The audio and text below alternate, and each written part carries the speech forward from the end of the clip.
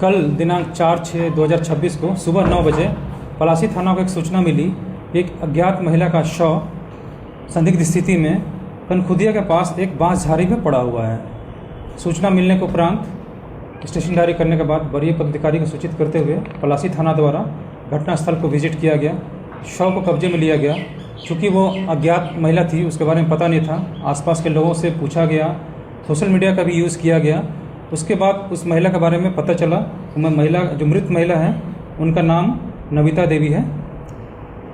उसके बाद शव को थाना लाया गया। उनके परिजन से कांटेक्ट हुआ। उनके परिजन उनके फादर आए। उनके फादर के फर्द बयान पर केस दर्ज हुआ।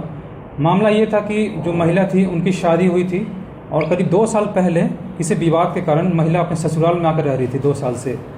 उनका पति उनको लेने आया था परसों शाम को, यानी दिनांक 3 मायके में रह रही थी। मायके में रह रही थी। वो अपने फादर के साथ मायके में रह रही थी। दिनांक 3 तारीख को शाम 5 बजे करीब उनके पति जो हैं उनको ये कहकर ले गए कि इनको कुछ बाज़ार से मार्केटिंग कराना है। वो ले गए और करीब 8 या 9 बजे के बाद वो ट्रेसलेस हो गए। जब उनके फादर उनको फ़ोन किए कि कहाँ है, तो उनका फ़ोन ऑफ आ रहा था। छानबीन हम लोग स्टार्ट किए, इसमें अनुसंधान स्टार्ट किए। जो मृतक के पति हैं उनका फ़ोन ऑफ आ रहा था। उसके बाद ये जो पूरी घटना है, इसमें हमने जितने तकनीकी अनुसंधान हमने किए हैं, जितने तकनीकी पॉइंट्स हो सकते हैं, उसके बेसिस पर हमने पॉइंट्स इकट्ठा किए, वो सारे अनुसंधान किए। उसके बाद जो इसमें एक चीज़ और था कि जो मृतिका मरी है उनका एक 4 साल का बच्चा उनके साथ था, वो भी गायब था। तो हमें ये भी शक था कि वो बच्चा जिंदा है या नहीं, वो भी हमारे लिए एक बहुत बड़ा पहलू था।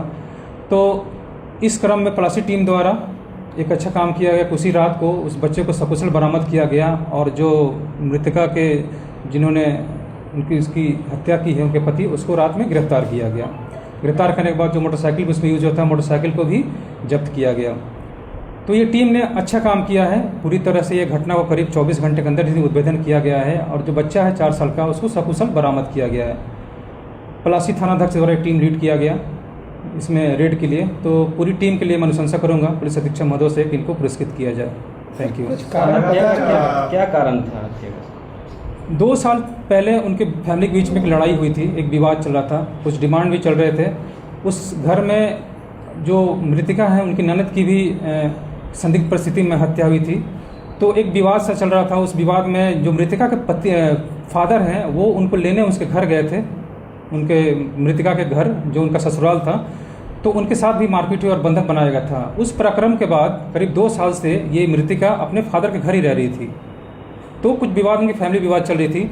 और परसों की बात है जब उनके हस्बैंड उनको लेने आए थे, उस दिन भी कुछ विवाद हुआ था ससुराल में। और उनके जो हस्बैंड है वो ये बोले कि चलो मैं तुम्हें कुछ शॉपिंग कराता हूँ। और जो तथ्य सामने आई है पूछताछ में कि रास्ते में भी कुछ विवाद हुआ और विवाद से ऐसी स्थिति उत्पन्न हुई कि मृतिका के हस्बैंड ने उसका गला दबाकर और मारपीट कर उसकी हत्या कर दी। और ये बात उन्होंने स्वीकारा भी है। कोई सहयोगी भी था?